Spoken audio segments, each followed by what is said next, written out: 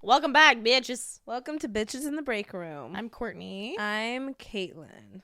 And today we're actually going to talk about something very dark, and that's why I have my sunnies on.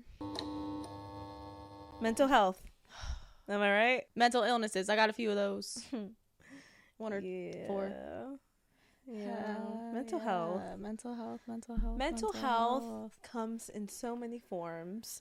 I feel like the most popular ones are obviously anxiety and depression, bipolar. What else? I mean, there's literally so many. Yeah, I feel like anxiety is such an umbrella for so many others, too. Like, I feel like anxiety is the umbrella for OCD, for depression. Like, they all fall under the umbrella of anxiety, I feel. Yeah, and before we talk about mental health, I'm going to show off a cute little thing that I have on. If you are watching on the YouTube, lucky you. If you're not, I will try to describe it to you. Let me show YouTube real quick. It's super cute and sexy. I'm going to give the description. Okay, it's very cute, very sexy.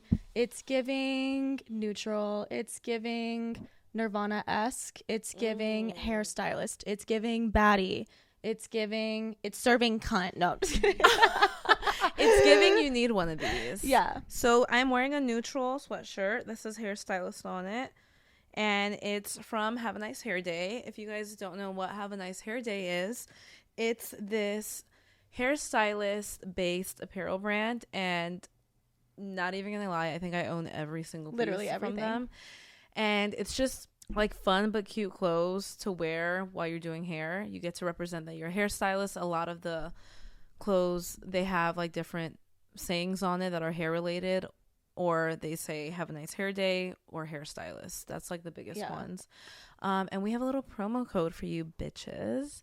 So at checkout on haveanicehairday.com, you can use code BITB, which is basically bitches in the break room 15. So BITB 15 for not 5, not 10, but 15% off your entire purchase. So check them out, you guys. Everything's great quality, and I'm just obsessed. And everything is so vibey. We love it. Yeah, they have new collections that drop, I feel like, every season. So I'm in the neutral one, so you already know I bought everything from that collection, but they have a fun one coming out. Check them out. BITB 15 for 15% off at checkout. Yeah. Anywho, so mental health. Yeah. So back to mental health. So back to our depression. Yeah, this one is gonna be. It's gonna be. I'm in a very silly, goofy mood today, and this is about to really pull me out of that. Yeah, and I'm in a very anxious mood, so this is perfect for me today. Can't wait to talk about it. Yeah. Yeah. So where do we even start? I guess maybe let's start by sharing, maybe our relationship with our mental health. Okay. Well, I think you should go first since you just had a revelation with yours. Yeah. Okay. I'm not going to say my entire life, but for a lot of my life, I've struggled with anxiety for sure, and seasonal depression, definitely. There were points in my life which I've learned now through therapy, this is like a symptom of borderline personality disorder, but I would struggle with like feelings of paranoia, like extreme paranoia. Like I would always feel like something was like following me, or like I'm being watched, or something's like over my shoulder. Like it was really bad. But anxiety and depression were definitely like the biggest sort of like circulations. My anxiety used to be a lot worse when I was a little bit younger. Like I would just wake up with it daily, constantly. It always just sit in my chest like all fucking day. I was really depressed towards like the end of high school, beginning of college. I struggled with depression quite a bit then. But now my anxiety is more situational, and it's more sort of like in tune with my cycle. Like I am really affected by anxiety with where my energy levels are at. I also have PTSD and borderline personality disorder, which are newer discoveries after starting therapy. And those all kind of affect me in different ways. And I mean, we can get into that as the episode goes on, but it's nice to know about those things. Like I feel like there were a lot of things about myself that I would just be like, oh, it's my Gemini moon. Like just like use it as an excuse. But being aware of, I'm going to go on a quick little side tangent about this. Okay, do it. For a really long time, I avoided therapy because I didn't want to be too aware of what I had and then like identify with it. Like I didn't want, like, say like, okay, like you have PTSD, Courtney. Like I didn't want that. Define you. Yeah, I didn't want to sort of let that like make it more prominent. Like I feel like sometimes me being aware of something makes it more prominent in my life. Mm-hmm. I'm discovering now that being aware of it honestly just sort of helps me catch certain patterns and certain behaviors of mine. And I could be like, oh, this is a symptom of that fun little personality disorder that I have. Like, especially with me, like suddenly villainizing people that I really like adore.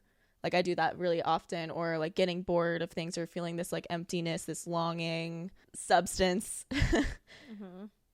overindulgence, like things like that, shopping overindulgence, all these things, having the awareness. Such thing as shopping. I'm just kidding.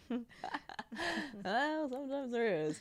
Yeah, but having the awareness, it's not like, oh, this is my excuse now. It's because I, have borderline personality disorder. But it's like, okay, this isn't coming from like my truest energy. This is just coming from a trauma response, essentially. But what is borderline personality disorder? Because I feel like a lot of people don't know what that is. Yeah, I know I don't. I've heard of it, but I literally, when I first heard that, I thought it was bipolarness.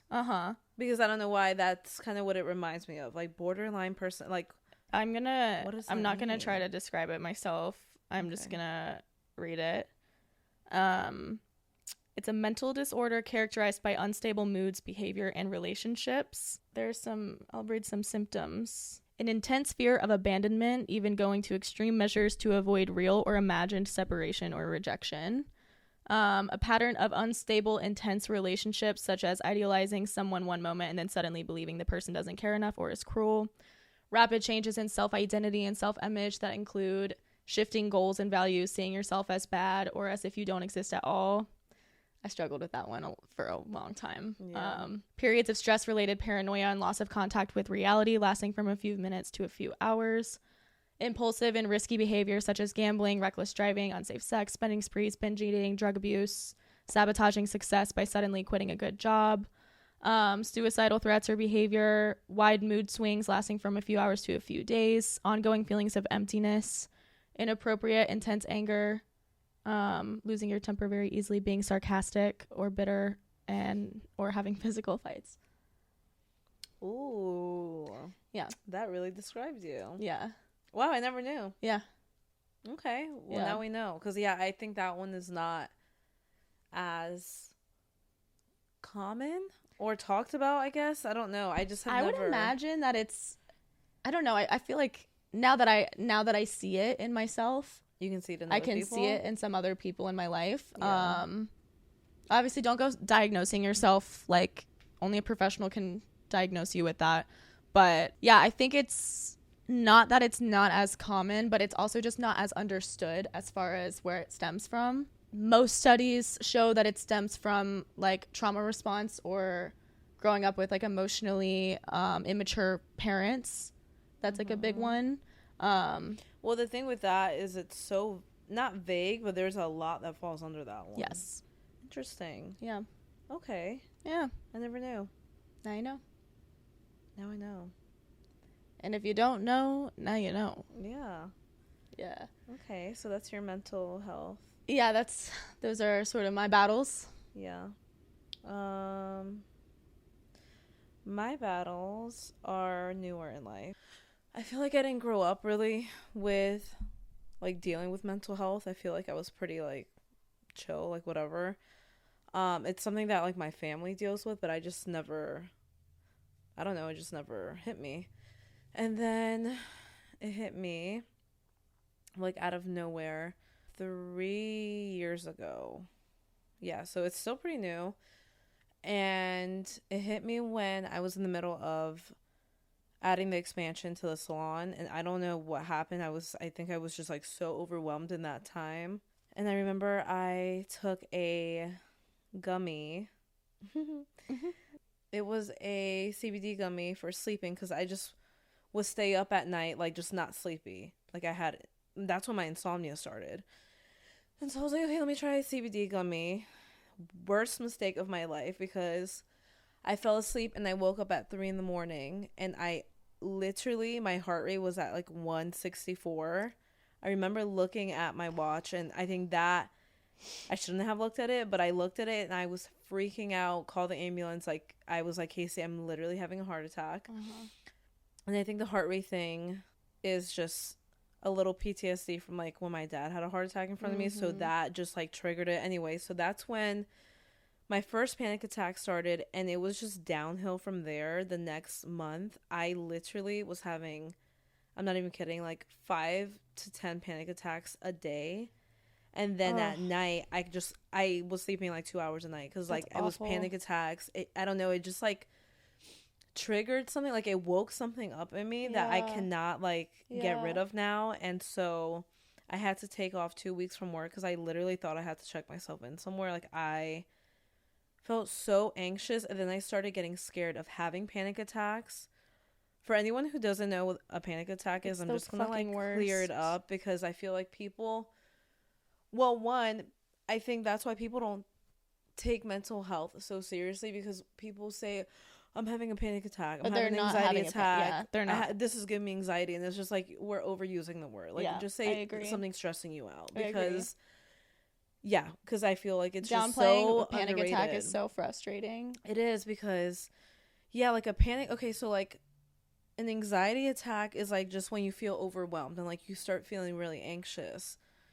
But a panic attack is that, and then a physical sensation, and it's like almost like you black out. And in like, for me, my panic attacks, like I will literally like just feel my heart racing, and sometimes it is and sometimes it's not, and I'll start like hyperventilating. I start like thinking I'm gonna die, like I'm like, this is it, like I'm dying right now. I start shaking, my hands go numb. I start crying. I just feel like terrible. Like, it's just like, I feel like I'm literally dying. Like, I you convince yourself that you are, your body is dying. It's so fucked up. And it can last 5 minutes. It can last, my longest one lasted 30 minutes. That was hell on earth. And I usually get them, I get nocturnal ones, so like I will be sleeping, and then I wake up and I don't even remember waking up, but I'm just like, oh fuck, I'm awake, and then my next thought is, oh, I'm about to die right now. And like, it's just like a really bad cycle. So I dealt with that, and then that obviously triggered anxiety and like insomnia, because I wasn't sleeping, and then anxiety all day, and it was just a fucking mess. Then I started therapy because I really did not want to take medicine for anxiety. I was so against it. I still kind of am, but not because, well, I'll get into that. But anyway, I didn't want to take medicine, and then I did therapy for a year, and at that point, now it was 2 years of dealing with literally getting 2 to 3 hours of sleep every night, having panic attacks every single night.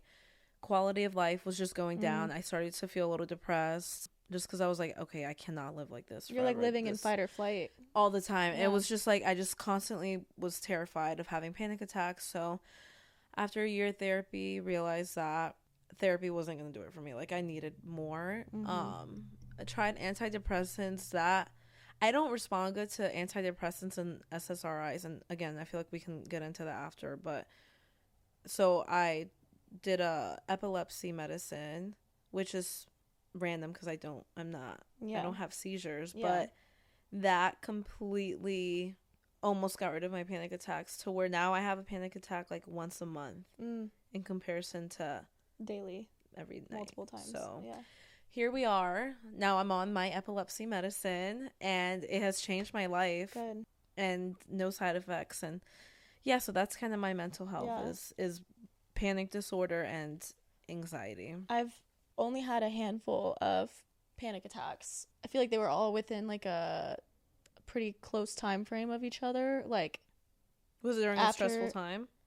in your life? Yeah, it was the first one I ever had was like during COVID, and it was when I was like, my paranoia was really high at that point in my life, and I was living alone basically, and also towards the tail end of like a pretty unstable relationship.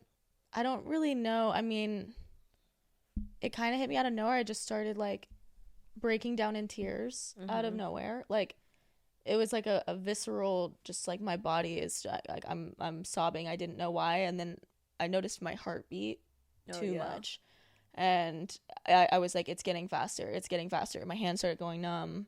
And like, I have this like voice in my head that's like, you're dying. Like, literally, like, I heard a voice in my head being like, you're dying. And you were alone? You're dying. I was alone. Yeah, I can't. I couldn't even get myself. I'm such a prideful person. I couldn't even get myself to call anyone. I just like, what? Well, because in my mind, I was like, I'm dying. And so like, I didn't want anyone to like be like, oh my God, I'm on the way. And then show up and I'm dead. Like, I just like, I was I like felt too scared to like call anyone or like include anyone in that, because I didn't want to put that stress on anyone else.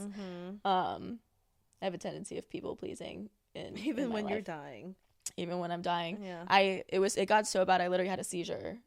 Yeah, I saw that the other day, that people get anxiety seizures and new fear unlocked. I'm like, it was really, I mean, it was like I fully thought I was dying, and then I literally, everything went static, and like I like straight up like static. Yeah. And then I woke up, I guess, and I was still like kind of like shaking, and like it was so bad. You could have just passed out too, because sometimes if your adrenaline gets too high, because I have, that's so true, like gone in and out like of panic attacks where I'm like, oh, like, so you could have just like worked yourself up so much where you just like passed out. It was horrible. It was horrible. I finally called my sister. She was living in Boone at the time. Like, she couldn't have even done anything about it.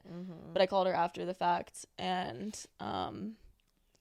it was not pleasant. And then after the first one, I was like in a constant state of fear of just having another one.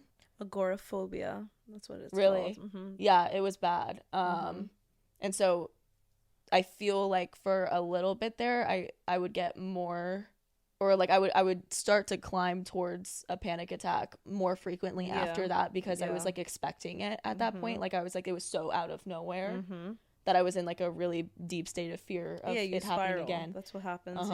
Well, it's also, I mean, like in my reality, which it wasn't the reality, but in my reality, in where my mind was at, like, I was like, I feel like I just beat death. You know what I mean? Like, I didn't literally, but like, that's where my brain was. And I was like, death is so close. Like, it was just such a like overwhelming thing.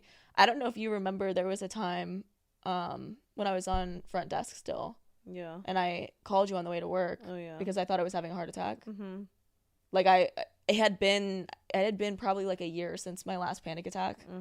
And I like didn't realize that was happening. But I was like sitting there. I literally, this was post having COVID as well, and after I had COVID, I had some heart issues. I mean, I didn't go to the doctor for them or anything. I just like, of course you didn't. I never do.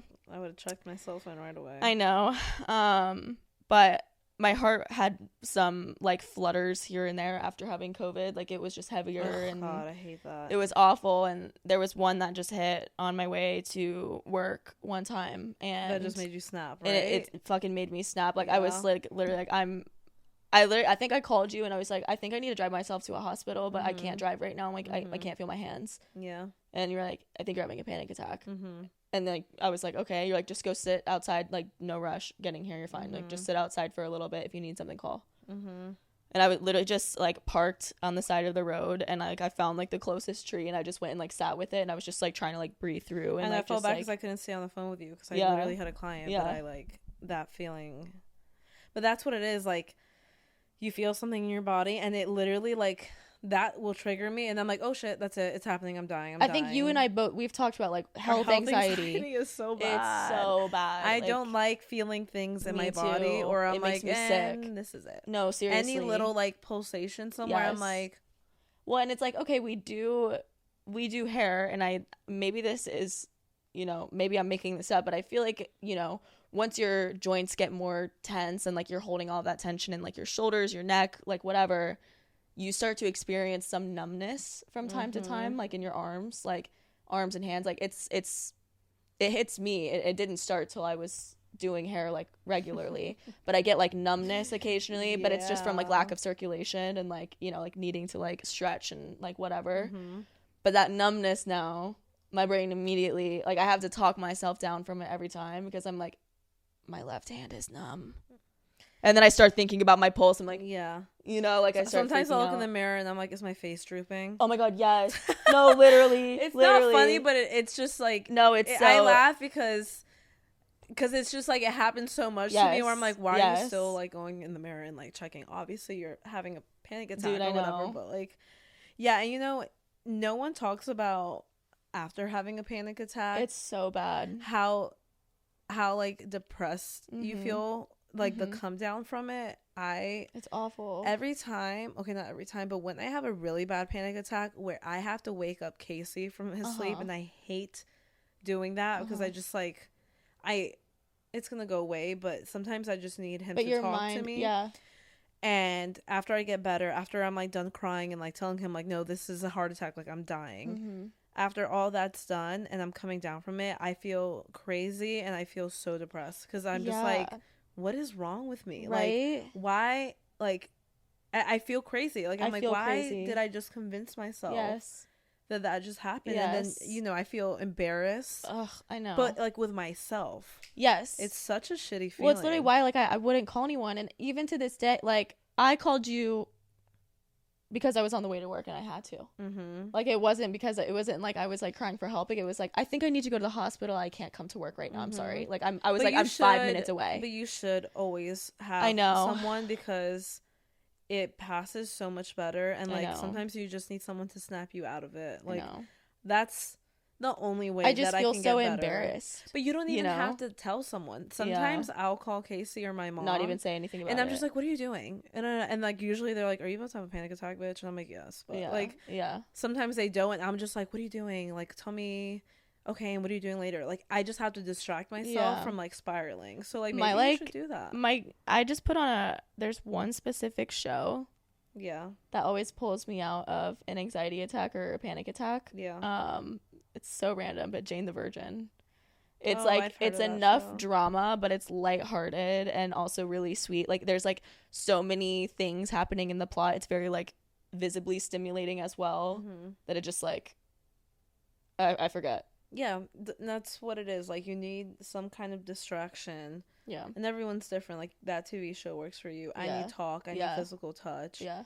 But it's really sad how common it is and how many people don't acknowledge it, or they do and they just live with it. And there's so many different like coping mechanisms for I mean panic disorder and anxiety, but like for other things too. And like if coping isn't working for you, then like medication is necessary. But I always think, and it's just my opinion, but I do think people should go to therapy first. Totally. Before running to medicine. And I only say that because sometimes it's just something that you're going through that you can work through it if you understand yourself.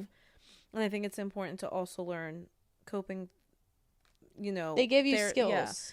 Skills so that you don't have to rely. Like now I don't have to take a Xanax. Now I can just like really hone in on my breathing exercises, and that helps. And that's so much better for me. Yes. I don't know. I'm a little more holistic in that way. But again, I'm not against medicine. Like medicine changed my life. I just think it's important to exhaust all your routes before having to depend on something. I agree. I feel like I'll occasionally take medicine for ADHD because I have some mornings where I wake up and like my ADHD. Did I even mention that I have ADHD? I didn't. That's another thing. Add it to the list. Go on. I have crippling ADHD sometimes. Like most of the time I can control it and I can keep myself stimulated enough with what's going on around me, but there's some mornings I'll know the second I wake up, like, oh yeah, it's gonna be one of those days. I need to take something today. And it has saved me so many times. Like it's not something that I particularly think I need to take every day. But there are days where your mental health will cripple you from doing things that you want to do in your life, and that's when I think that's when I feel like like if it's affecting your life, Yeah. then I don't want to say then it's okay to take medication, Yeah. but that's just my philosophy on it. Everyone's different. I think I also just have I think what keeps me away from medication or like a daily medication kind of thing is my self-awareness of the very addictive personality that I have. And like that's just one of my biggest fears is like becoming addicted to like something that affects like my brain chemistry like that. I don't know, it scares me. I'm also like, this is gonna sound silly, but sometimes I think like my ADHD is like my sparkle, you know, like some of the things is like it's part of who I am, and I don't want to like because I get more quiet. I mean, I'm more social and like tuned into the conversations that I'm having when I am medicated, but if there's like a lot happening in the room, like I'm silent, which is, you know, out of character for me. So like I don't love altering like my personality in the process of, you know, battling my own mental illnesses. So I don't medicate very often, but I do sometimes. I started doing breath work. It's the best thing in the world. It's life-changing. Like Wim Hof breathing method. It that is the most intense. It's not something that I can do like just like chilling, because like it's like fully in, fully out, fully in, fully out. Like you go until you're like lightheaded. And then you like hold, and it's really powerful. It's beautiful, but it sort of helps me like regulate myself. Like if I wake up anxious that day and do Wim Hof for like 15 minutes, it gets you like in tune with yourself again. Yeah. But also just being intentional with breath is really big. Like even if it's not like a structured breathing exercise, but just like breathing with your belly and like feeling the breath enter and like feeling how it just falls out. And even getting yourself to focus on breathing, like even if even if you're just breathing slower, like just that focus, that distraction helps so much. Yeah. I love, I don't know, breathing is so important. It's so, breathing heals so much. Yeah, if anyone is struggling with anxiety and you don't know where to start or how to get a hold of it, like get an app. I use Headspace. They also have another big one. I don't know. Anyway, Headspace is a good one. They have different meditations on there. They even have like anxiety courses that are like 10 to 15 minutes long. You just listen to it and meditate with it daily, and it's so grounding. So if you can't afford therapy or you are not ready to take that next step, like start with a mental health app like Headspace and kind of like explore the different options on there, because it's so helpful. Meditation is a super powerful tool, and I feel like I lose a lot of people when I talk about meditation, because people are like, no, my brain moves too fast, I can't meditate, you know, like, and if you look at meditation and like the traditional practice of like sitting with no thoughts, like that seems like something that's really hard to do, especially when your brain is wired to just keep thinking and thinking and thinking and thinking. Like that's where a lot of anxiety comes from, I feel like, is that like your brain's not shutting up, like it just keeps going and going and going. There's no silence. But something that I like to do, especially as someone with ADHD, when my brain is really loud, meditation also applies to like actively meditating. So like going on a walk and like not bringing anything with you, but just observing, and like thoughts will come in, notice them as they come in, and then let them go. Like you're allowed to, like, the fact that you can observe your thought shows you that it's not like a thought of choice kind of thing. Like if thoughts are just happening, coming in and out, and you can observe them, you can listen to them.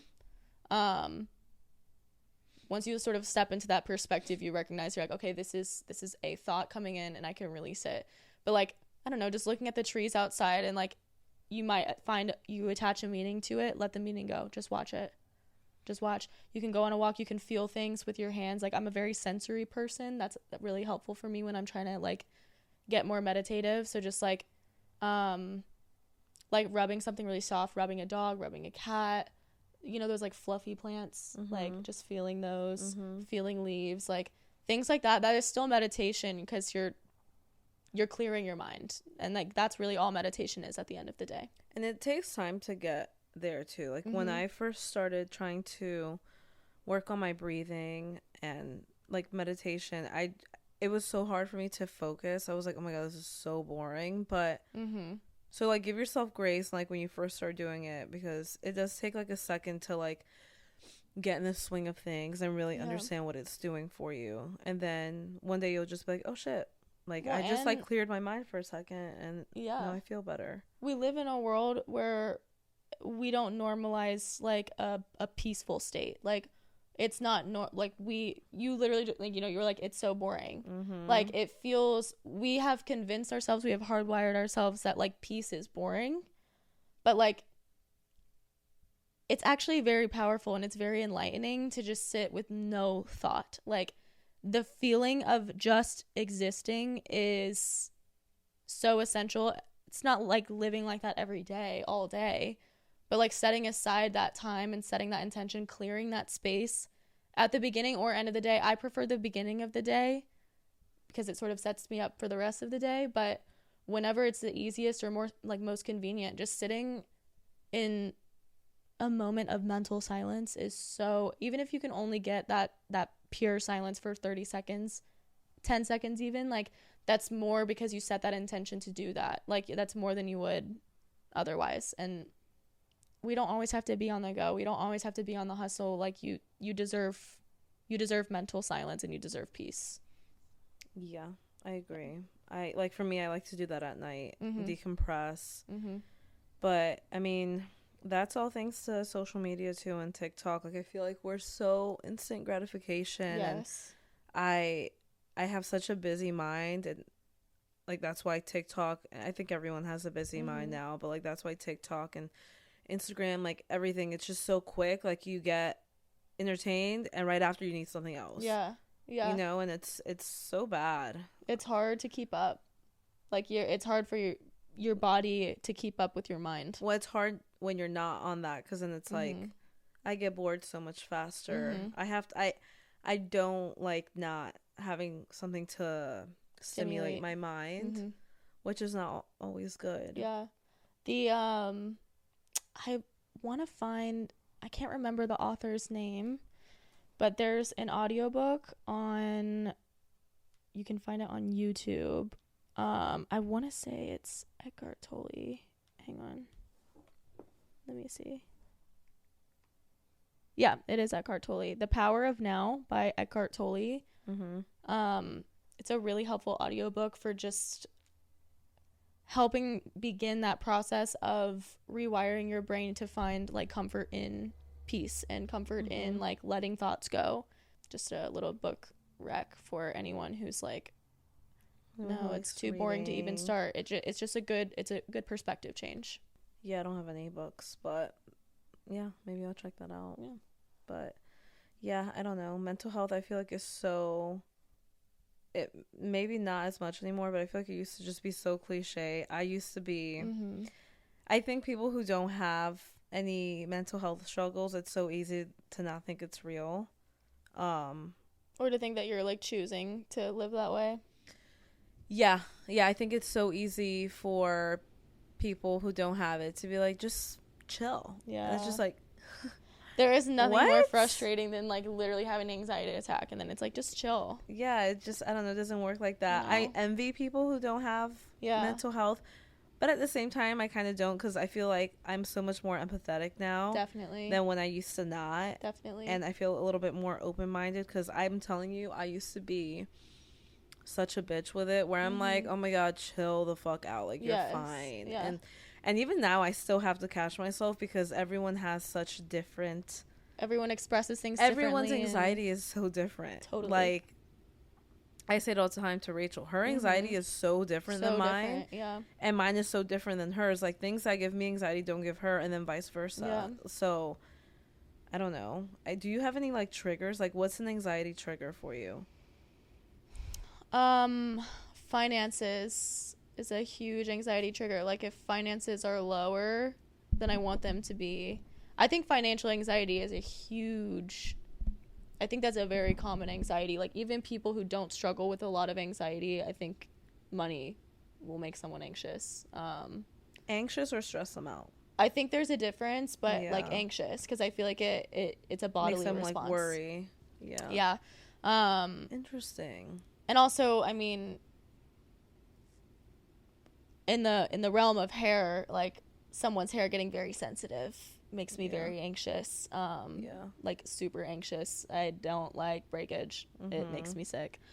Yeah, you and Rachel, that's definitely your trigger. Yeah, it gets me, like in the realm of work, like that definitely gets me. Or like time makes me anxious, because to me, in my pure existence as a person, I think time is such an illusion. Like I don't agree with time. I don't like I personally think that I should sleep as long as I should sleep, wake up when I should wake up, do what I want to do. Yeah, but the follow world my would flow. not function without it wouldn't. though. It wouldn't.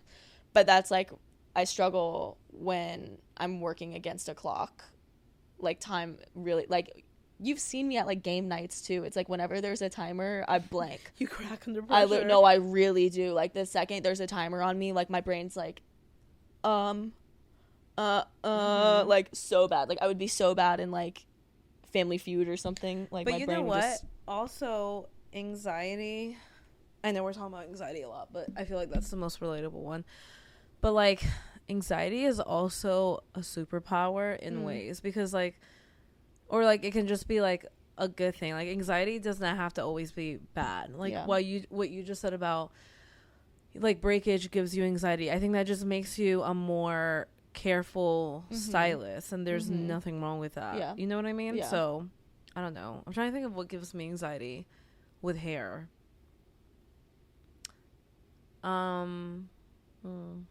What do you think? Do you anything that you see that like sets me?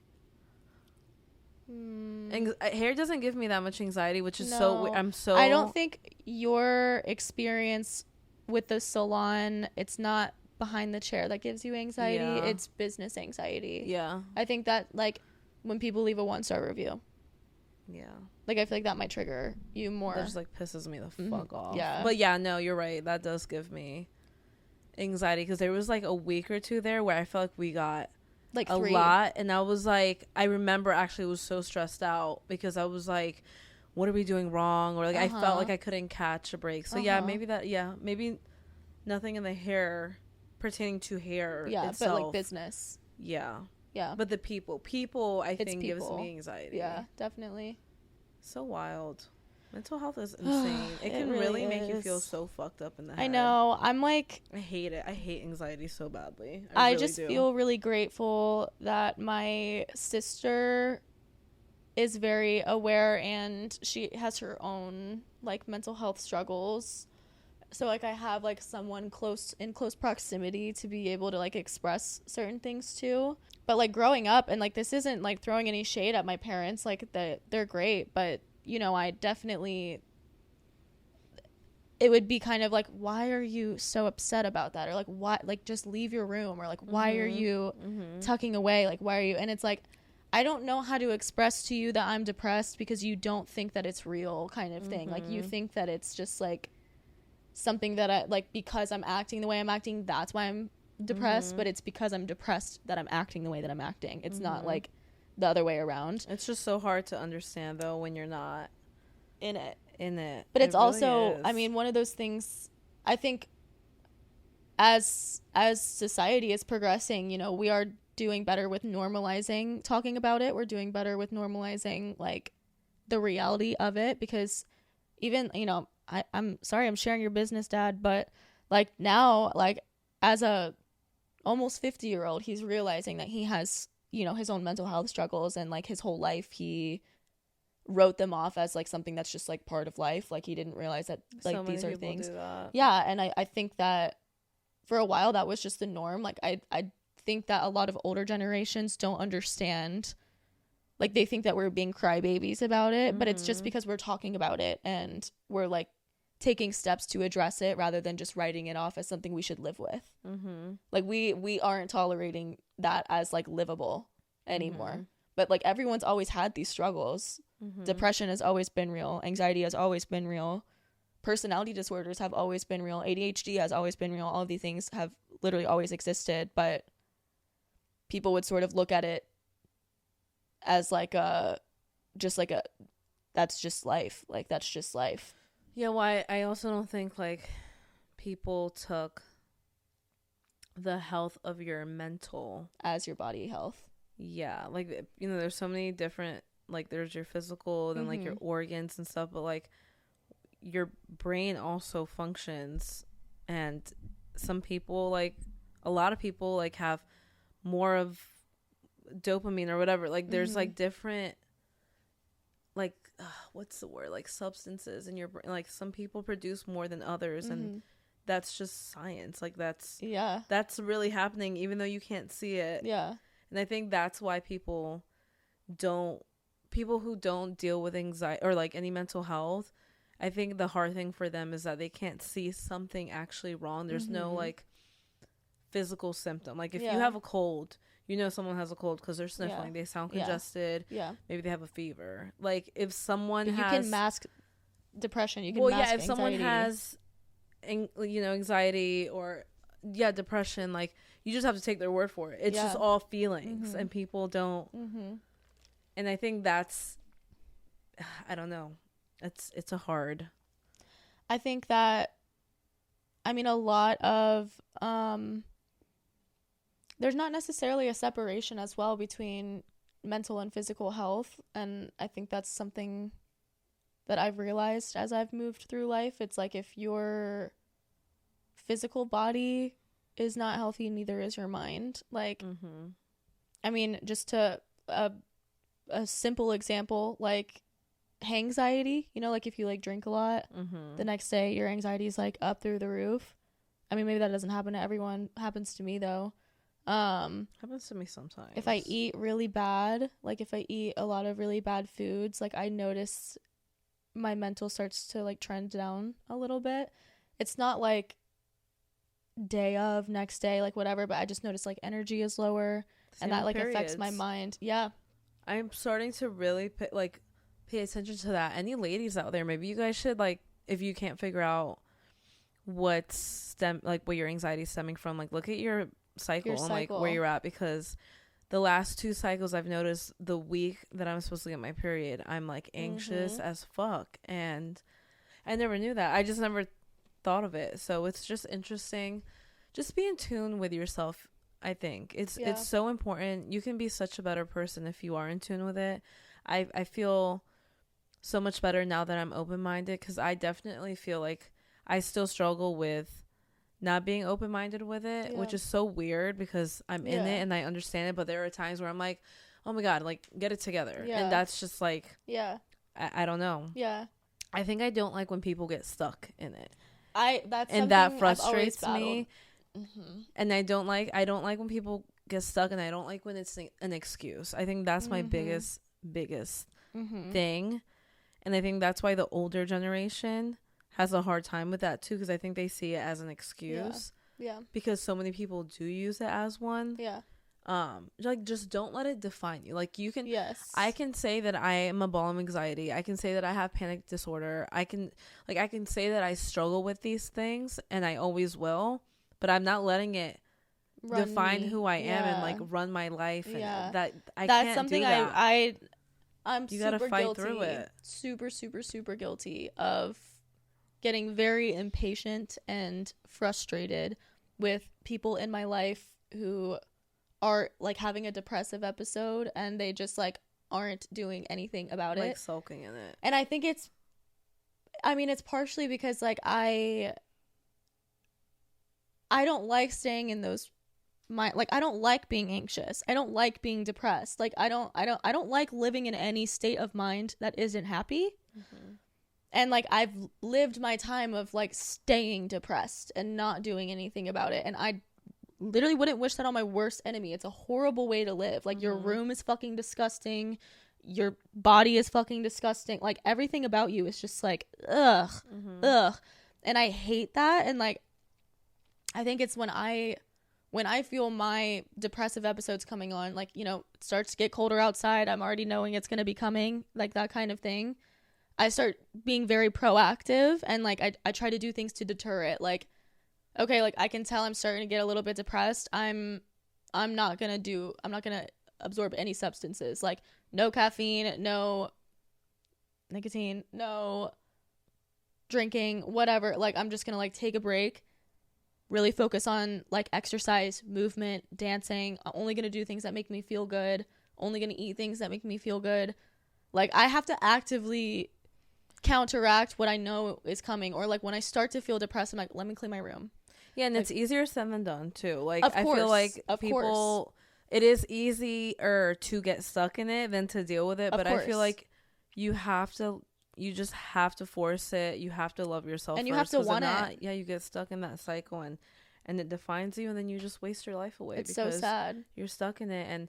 And I get, like, some people do get stuck in it because they don't have the resources, or they're not exposed to like podcasts, Or their or, brain like, chemistry is so low that they like yeah, can't even fathom yeah, wanting. yeah. But to there's always a change. starting point, and you're never stuck in anything, even though in the moment it may feel Yeah. like it. Nothing is permanent. Nothing, no bad days last forever, and so Yeah.